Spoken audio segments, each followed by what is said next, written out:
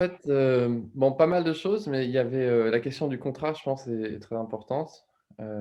puisque la manière dont le contrat est décrit fait que ça permet une certaine flexibilité sur certains points, comme par exemple quand on dit qu'il ne faut pas définir le programme dans le contrat. C'est vrai que ça fait beaucoup de sens puisque, le programme évolue souvent dans des projets, donc après finalement, le projet n'est pas équivalent à ce qui est écrit dans le contrat et puis après il y a effectivement la question des honoraires où, avec ce tableau de barème qui permet, d'avoir une linéarité dans l'augmentation des honoraires selon la complexité et la taille, ça fait beaucoup plus de sens pour nous, mais aussi pour le client. Ça lui permet de comprendre que, un projet plus petit et qu'un projet plus complexe coûte plus cher qu'un projet plus grand et un projet moins complexe. L'histoire de barème nous permet aussi d'avoir une base scientifique et effectivement, j'ai aussi augmenté mes honoraires, d'ailleurs, on appelle plus ça honoraire maintenant, on appelle ça rémunération. Je parle souvent des honoraires de l'ingénieur et de la rémunération de l'architecte dans mes estimations budgétaires pour mes clients,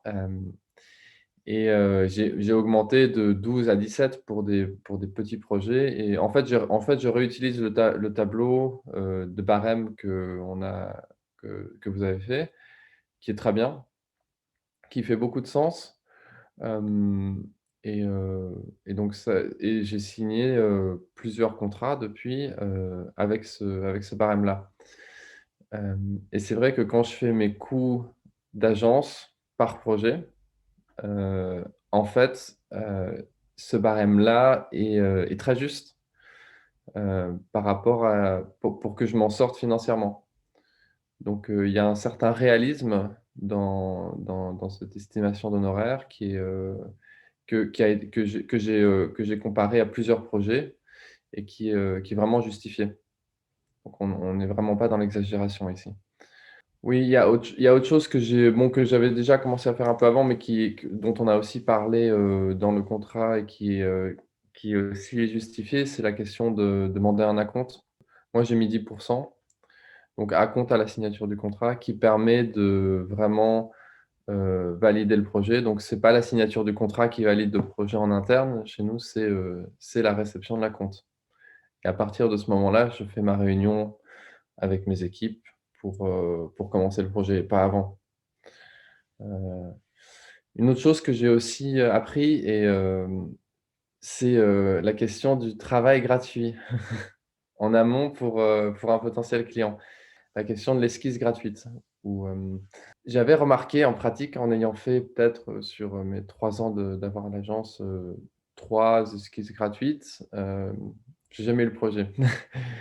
et effectivement le fait que dans la formation on conscientise le rôle d'un travail par rapport à sa rémunération et le respect qu'a un certain travail quand il est rémunéré et le non-respect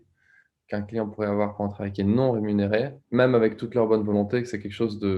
d'humain. Heu, en fait, le fait de conscientiser ça, ça nous permet aussi à nous de nous dire effectivement: «Non, on doit être catégorique là-dessus. On n'acceptera jamais de faire une esquisse non rémunérée». Un client qui veut, qu'un architecte travaille sans être payé, ne sera pas un bon client et donc autant filtrer et en là dès le début, afin d'éviter les problèmes, par la suite.